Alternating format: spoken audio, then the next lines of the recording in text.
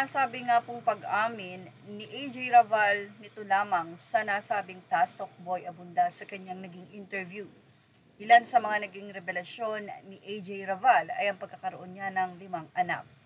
Sa kanyang pagsasalita habang pinapakinggan at isinisiwalat ang mga sikreto na itinago ng mahabang panahon, sinabi ni AJ Raval na mayroon na siyang panganay at ang kanyang pangalawang anak ay pumanaw.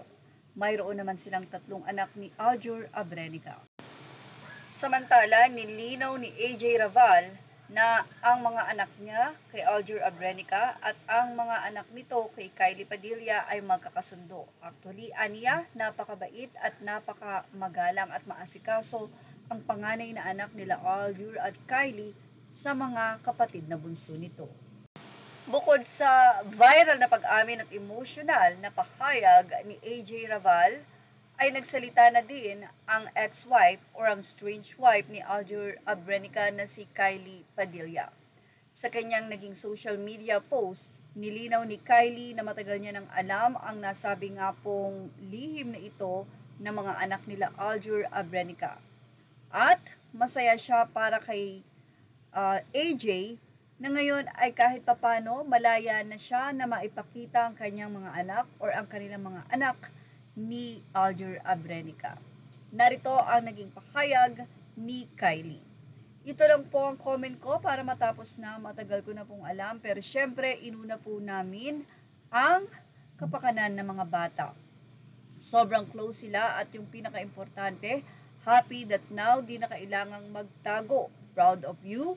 Peace all around. Sana matapos na ang drama. Or sana matapos na drama, say pa ng strange wife ni Aljur Abrenica na si Kylie Padilla.